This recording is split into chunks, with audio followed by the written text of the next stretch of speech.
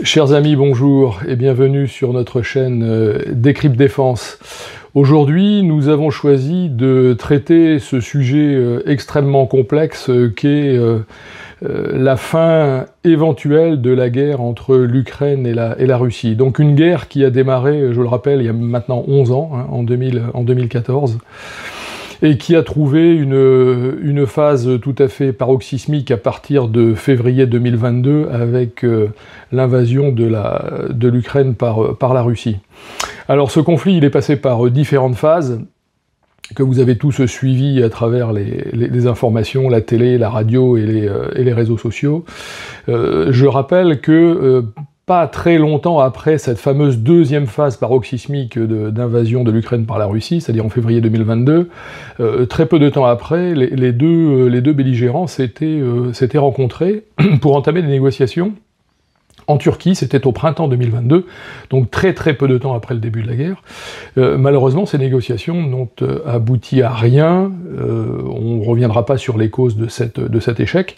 Et ensuite, il y a eu des phases de reconquête, d'invasion, puis de figeage, si j'ose dire, du front, en raison de l'utilisation massive des mines du côté russe, puis des drones du côté ukrainien, et ensuite du côté russe. Ce qui fait qu'aujourd'hui, la situation, elle est militairement complètement bloquée. Et le président Trump, ça a été un de ses leitmotifs de campagne. Il disait, moi j'arrêterai les guerres en cours sur cette planète, et en particulier la guerre entre l'Ukraine et la Russie. Et donc il s'y est employé, et finalement, sous son initiative, il y a eu un certain nombre de réunions. Vous avez suivi tout ça à la télé, évidemment. Alors on parle de beaucoup de choses. On parle de garantie de sécurité pour l'Ukraine, on parle d'adhésion à l'OTAN, on parle d'adhésion à l'Union européenne, on parle de levée des sanctions, etc., etc. Alors, sur Décrypte Défense, ce que nous avons fait, c'est un petit travail d'archiviste que de temps en temps il est salutaire de mener, et nous avons relevé tout ce qui était intéressant dans les déclarations et les postures des uns et des autres, pour essayer de déterminer quels pouvaient être les grands sujets de ces fameuses négociations. Alors on parle de négociations bipartites, tripartites, quadripartites, a même évoqué le président Macron, parce qu'en fait dans cette affaire il y a beaucoup de parties prenantes. Il y a bien sûr les deux belligérants, peut-être trois d'ailleurs si on compte la Biélorussie. Il y a bien sûr l'Europe, qui n'est pas forcément complètement unie quand il s'agit de parler d'une seule voix. Il y a bien sûr les États-Unis, et puis il y a, on va dire, tout un environnement géostratégique dans lequel, évidemment, la Chine et la Turquie comptent énormément. Alors, je vais essayer de lister tous ces points et de vous les expliquer brièvement les uns après les autres, pour vous montrer toute la complexité du dossier, et que tout ceci ne va pas se résoudre d'un claquement de doigts, parce qu'il faudra plonger dans chacun de ces sujets avec des équipes d'experts et des équipes de juristes, pour arriver un jour à ce qu'il y ait un document à peu près exploitable, et sur lesquels tout le monde s'accordera. Alors, le premier point, c'est en fait les conditions de négociation. Du côté ukrainien et du côté européen, on dit on ne peut pas négocier si la guerre continue, donc il faut absolument un cessez-le-feu. Ce point du cessez-le-feu est évidemment rejeté par la Russie, qui dit « mais non, il n'y a pas de raison, on peut tout à fait commencer à entamer des négociations, voire même les voir aboutir, sans pour autant qu'il y ait un cessez-le-feu ». Alors je rappelle qu'il y a un précédent historique, hein, c'est la guerre du Vietnam. La guerre du Vietnam, les accords de Paris ont été négociés donc à Paris, comme son nom l'indique, par les Américains et les Vietnamiens, alors que la guerre du Vietnam se poursuivait, et ça ne les a pas empêchés d'arriver à un accord. Alors, évidemment, tout ceci est matière d'appréciation. Ce qui est valable pour un conflit n'est pas forcément valable pour un autre, mais enfin déjà, ce premier point du cessez-le-feu, on voit qu'il n'y a déjà pas convergence. L'autre point, c'est évidemment l'adhésion à l'OTAN. L'Ukraine réclame à corps et à cri d'adhérer à l'OTAN. Alors là aussi, on rappelle que une des raisons officielles avancées par la Russie pour son entrée en guerre contre l'Ukraine, ça a été justement d'empêcher l'adhésion à l'OTAN de l'Ukraine. Donc on voit pas très bien aujourd'hui comment un accord de paix pourrait être signé sur une cause de guerre, hein, qui a été l'adhésion à l'OTAN. Alors bon, de toute façon, ce problème semble à peu près réglé aujourd'hui, puisque les États-Unis, qui sont quand même un peu les patrons de l'OTAN, disent il n'est pas question que l'Ukraine rentre dans l'OTAN. Donc ça donnera satisfaction du côté russe. Donc ce point semble à peu près aujourd'hui évacué. Ensuite, nous avons d'autres contingences militaires qui s'appellent les garanties de sécurité. Alors, l'Ukraine réclame des garanties de sécurité, c'est-à-dire qu'en fait, elle dit, voilà, si je signe une paix avec... Enfin, si je signe une paix, si je signe quelque chose avec la Russie qui met fin à la guerre, on va pas appeler ça la paix, c'est peut-être d'une autre nature, je veux malgré tout des garanties de sécurité pour que, justement, mon grand voisin russe ne m'agresse pas de nouveau. Alors sur ces garanties de sécurité, évidemment, l'article 5 de l'OTAN a porté un certain nombre de points positifs, mais on vient de voir qu'il a été totalement évacué. Donc ce serait une sorte d'article 5 qui n'en est pas un, et qui consisterait finalement à ce que les Européens, parce que là Trump a été très clair sur le sujet, il a dit moi évidemment no boots on the ground, hein, c'est-à-dire moi j'envoie pas de soldats en Ukraine pour aller faire la guerre contre la Russie, ça c'est l'affaire des Européens. Donc l'idée c'est que les Européens, dans une forme qui reste à déterminer, puissent dire aux Ukrainiens ne vous inquiétez pas, si vous arrive quelque chose, on sera là. Le seul petit souci, c'est que les Européens sont prêts à donner, quelques Européens sont prêts à donner quelques garanties de sécurité, à condition qu'eux-mêmes aient la garantie que les Américains soient derrière. C'est-à-dire, on veut bien donner des garanties de sécurité, mais à condition qu'on soit sûr que la cavalerie arrive. Donc on voit bien que là aussi, les garanties de sécurité, ça va être encore quelque chose d'extrêmement complexe à mettre en œuvre. D'ailleurs, les chefs d'état-major des pays européens se sont réunis hier et aujourd'hui pour déterminer quelles pourraient être ces garanties de sécurité. Alors ça peut aller de la no-fly zone. Alors la no-fly zone, c'est quoi ? Eh bien, les armées de l'air européennes assurent la police du ciel ukrainien, de sorte qu'aucun avion russe ne puisse y pénétrer. Ça, c'est un premier palier. L'autre palier, c'est d'avoir des troupes en Ukraine. Alors là, le Moscou a été extrêmement clair, il n'en est pas question. Et ce sera même une raison d'arrêt des négociations d'un éventuel accord. Donc, pas de soldats européens sur le sol ukrainien. Alors après, l'autre possibilité, c'est de mettre des soldats ailleurs, c'est-à-dire par exemple en Roumanie, dans les pays baltes ou en Pologne, c'est-à-dire à proximité de la frontière ukrainienne, et ces soldats pourraient éventuellement rentrer sur le territoire ukrainien pour renforcer l'armée ukrainienne. Alors là, je rappelle quand même l'extrême faiblesse des effectifs que les pays européens, soi-disant volontaires, en première approximation la France et la Grande-Bretagne, pourraient envoyer en Ukraine, ça ne va pas dépasser 10 à 12 000 hommes. Hein, voilà. Donc ça, c'est à ramener à l'effectif global de l'armée ukrainienne qui est de 800 000 hommes. Donc on voit bien que c'est pas des renforts massifs. Hein. Donc voilà, après, il s'agit de savoir si on envoie en Ukraine des soldats ou si on envoie des otages. C'est une appréciation que je vous laisse peser. Donc ces garanties de sécurité sont aujourd'hui au cœur de la problématique de cet accord de fin de guerre entre Ukrainiens et Russes, mais on voit bien que ça va pas être extrêmement facile à résoudre. Alors ensuite, il y a différents autres sujets sur ces discussions. Évidemment, le cœur, ça va être que deviennent les territoires qui sont occupés par les Russes. Alors les Russes disent de toute façon, nous maintenant c'est dans la Constitution, donc les quatre oblasts de Donetsk, de Luhansk, de Zaporijjia et de Kherson font partie du territoire de la Fédération de Russie. C'est inscrit dans notre Constitution, donc non, on ne reviendra pas là-dessus. Évidemment, la constitution ukrainienne dit exactement l'inverse, dit que jamais l'Ukraine ne pourra céder des territoires à quiconque, pas plus à la Russie qu'à quelqu'un d'autre. Le problème aujourd'hui, c'est que on pourrait dire que la force prime le droit, puisque on voit pas aujourd'hui quels pourraient être les moyens militaires qu'il faudrait engager pour dégager les Russes de là où ils sont.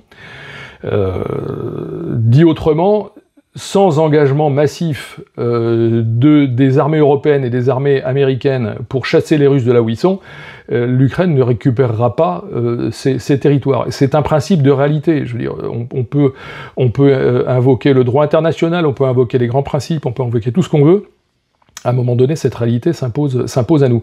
Et ça, clairement, c'est le point délicat, c'est-à-dire qu'il va falloir trouver le vocabulaire juridique pour dire que les Russes occupent les territoires ukrainiens actuels, qu'on peut voir sur les cartes, tout en faisant en sorte que les Ukrainiens n'admettent pas que ces territoires soient russes. Donc ça va être un jeu d'équilibre extrêmement compliqué. À la suite de ces affaires de territoire, les Russes disent, bon, enfin, nous, on a aussi quelques morceaux d'Ukraine qui nous intéressent pas forcément, du côté de Kharkov et du côté de Soumy. On est prêt à les restituer à l'Ukraine en échange de la reconnaissance pleine et entière de la souveraineté de la Russie sur les 4 oblasts et la Crimée. Donc on voit que ça va nous amener encore beaucoup de nuits blanches pour les négociateurs et les diplomates qui vont traiter de ces affaires. Alors, à côté de ces 3 gros morceaux que je viens de citer, qui sont l'adhésion à l'OTAN, mais enfin on voit que le sujet a été plus ou moins évacué par Trump, les garanties de sécurité qui vont être extrêmement compliquées à mettre en place sur le terrain par les militaires, et puis la reconnaissance des nouvelles frontières ou des territoires échangés, voilà, bon. Il y a quand même d'autres sujets tout aussi importants, et certains concernent l'aspect économique. Alors, le premier, c'est que l'Ukraine demande une adhésion à l'Union européenne. Poutine n'a pas dit qu'il s'opposerait à ça, bien que dans le traité de Lisbonne, il y a un article qui s'appelle l'article 42, qui est en fait l'équivalent d'un article 5 de l'OTAN, c'est-à-dire que les membres de l'Union européenne se doivent mutuelle assistance en cas d'agression d'un des leurs. Et c'est même un article qui est beaucoup plus contraignant que l'article 5 quand on le lit attentivement. Donc le fait que l'Ukraine puisse adhérer à l'Union européenne, c'est une forme de garantie de sécurité avec les États-Unis en moins. Les États-Unis ne faisant pas partie de l'Union européenne. Alors peut-être que ça fait moins peur à Poutine, parce qu'il sait très bien qu'aujourd'hui, la faiblesse dramatique des armées européennes ne leur permet pas d'aller au secours de n'importe qui et dans n'importe quelle condition, et surtout face à n'importe qui. Mais bon, voilà, ça c'est à regarder. Évidemment, l'adhésion de l'Ukraine à l'Union européenne a d'autres conséquences économiques, et surtout financières et budgétaires pour l'Union, puisque l'Ukraine est en ruine, et que reconstruire le pays va coûter fort cher, et bien sûr les Ukrainiens n'ont pas le premier euro devant eux pour le faire. Encore une fois, du côté économique, l'Ukraine réclame des dommages et intérêts à la Russie pour les dégâts commis sur son sol. On voit mal aujourd'hui la Russie mettre les 1000 milliards qu'il faudrait pour reconstruire l'Ukraine. Donc ça reste un point extrêmement délicat. On voit pas très bien par quel bout les négociateurs pourraient le prendre, mais enfin bon, ce sera forcément sur la table. L'autre aspect, et encore une fois, on en revient à l'économie, l'aspect économique de ces accords, c'est que la Russie, bien sûr, va demander la levée immédiate de toutes les sanctions. Sanctions qui pèsent sur son commerce, qui pèsent sur ses finances. Elle va réclamer le déblocage de tous les actifs qu'elle possède dans les banques occidentales.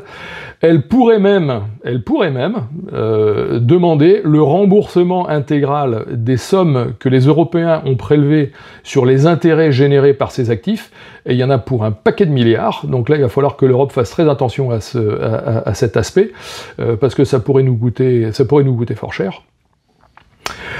Encore une fois, du côté économique, dans les 10 points qu'avait évoqué le président Zelensky en 2024, il y avait ce qu'il appelait la sécurité alimentaire, c'est-à-dire la possibilité pour l'Ukraine d'exporter librement les céréales, et l'Ukraine est un grand exportateur de céréales, même si une grande partie de son domaine céréalier a été amputée dans le Donbass, elle reste quand même un grand producteur de céréales qui nourrit beaucoup de pays dans le monde, et la libre circulation des navires céréaliers doit être totalement admise.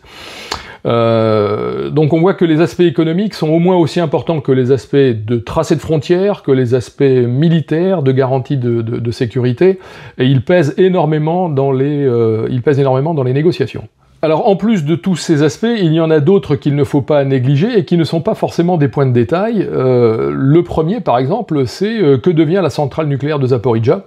Donc la centrale nucléaire de Zaporijjia, c'est la plus grande centrale nucléaire d'Europe, avec ses 6 réacteurs en fonctionnement. Aujourd'hui, elle est occupée par les Russes, mais elle produisait pratiquement 40% d'électricité consommée par l'Ukraine.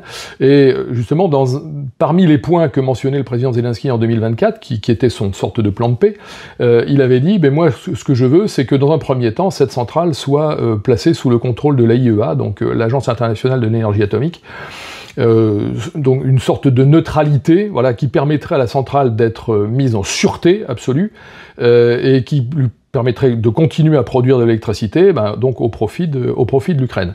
Donc la centrale de Zaporijjia, c'est aussi un point dur. Un autre point, en bientôt 11 ans de guerre dans le Donbass, il ne faut pas oublier que cette guerre dure depuis 11 ans, en 11 ans de guerre dans le Donbass, les sols et les eaux sont pollués. Alors ça a été pollué par les mines, ça a été pollué par les sous-munitions, ça a été pollué par les obus non explosés. Donc le sol est aujourd'hui gorgé, si j'ose dire, de munitions non explosées, gorgé de produits chimiques, en particulier les eaux. Il y a eu des usines qui ont été détruites, des dépôts qui ont été détruits, tout ça, ça s'est transformé en gaz et en écoulement dans les eaux, de ruissellement. Et il y a un énorme travail de dépollution en Ukraine, qui va coûter des milliards, et aujourd'hui, évidemment, l'Ukraine n'a absolument pas du tout les moyens de cette entreprise de dépollution des eaux et des sols, et clairement, il va bien falloir que quelqu'un s'y mette, et surtout que quelqu'un paye, et donc ça aussi, ça fait partie des négociations. Dans les négociations, il y a un autre point qui est extrêmement sensible en Ukraine, c'est le retour des enfants qui ont été déportés ou enlevés par les Russes. Il y en a des milliers, voilà, donc, dont l'Ukraine réclame évidemment le retour en Ukraine dans leur famille. Ça aussi, c'est un point sur lequel je pense les Ukrainiens ne lâcheront jamais, parce que c'est quand même c'est un drame humain absolu, et personne ne voudra passer l'éponge sur cette affaire. Ça s'accompagnera bien sûr des échanges de prisonniers, mais ça c'est quelque chose qui se fait déjà régulièrement depuis le début de la guerre, et ça ne devrait pas poser de gros soucis. Le président Zelensky a répété à plusieurs reprises un autre sujet qui est la création d'un tribunal spécial pour juger les crimes de guerre commis par la Russie en Ukraine. Bon, évidemment, du côté russe, on ne veut même pas entendre parler du sujet, mais ce sera aussi forcément sur la table.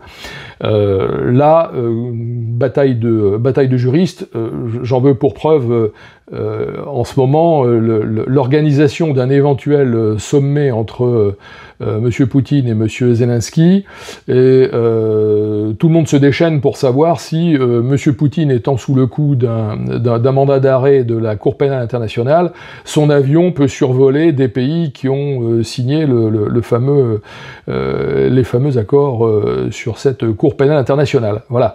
Donc on a aujourd'hui un imbroglio juridique sur cette affaire qui n'est pas prêt d'être résolu. Alors il y a un dernier point que l'on pourrait aborder, il est presque marginal, mais les Russes nous ont montré qu'ils pouvaient être relativement taquins, c'est que la Russie pourrait très bien demander une enquête officielle sur le sabotage du gazoduc Nord Stream 2 en mer Baltique, sabotage pour lequel différentes enquêtes ont été diligentées par la Suède en particulier, par l'Allemagne, mais dont on peine à discerner les conclusions, et la Russie pourrait très bien tout à fait demander des comptes sur ce sujet, parce que ça a été un investissement de plusieurs milliards qu'ils avaient consenti pour ce gazoduc, copayé par l'Allemagne d'ailleurs, mais c'est un point qu'il ne faut peut-être pas oublier, parce que C'est un petit peu la stratégie de négociation des Russes qui est d'arriver aux quasi-conclusions d'un accord, et puis à la dernière minute de rajouter une petite couche en disant « mais oui, tiens, à propos, il faudrait aussi traiter ça ». Voilà, donc c'est un petit peu pour l'anecdote, mais ça fait aussi partie de l'environnement de négociation. Dans une négociation, tout est bon et toutes les armes sont bonnes pour négocier et mettre son interlocuteur en position de faiblesse. Alors, pour conclure, mais sans vraiment conclure, parce qu'il y aurait matière à rentrer dans le détail de chacun des points que je viens évoquer, les Russes ont quand même derrière la tête le fait qu'ils voudraient qu'au titre des accords, le russe soit rétabli comme langue officielle en Ukraine à côté de l'ukrainien, comme il se pratiquait avant la guerre. Il vaudrait que l'Église orthodoxe russe ait la liberté de culte totale en Ukraine. Ça aussi, c'est un point. Ce sont deux points qui sont culturellement importants pour les Russes, parce que dans leur référentiel, ça fait partie des causes qui ont mené à la guerre contre l'Ukraine. Cet aspect de dérussification des territoires, des populations et de la culture ukrainienne, c'est quelque chose qu'ils n'ont jamais admis, et ils avancent ça comme étant une cause de la guerre qu'ils ont déclenchée en 2022. Et alors tout ceci, bien sûr, doit s'accompagner d'un changement de régime politique en Ukraine, dixit une fois de plus les Russes, qui bien sûr ne supportent pas le régime de monsieur Zelensky, qu'ils trouvent totalement illégitime, et donc ils appellent à de nouvelles élections dont ils imaginent quand même qu'ils pourraient contrôler un petit peu le déroulement.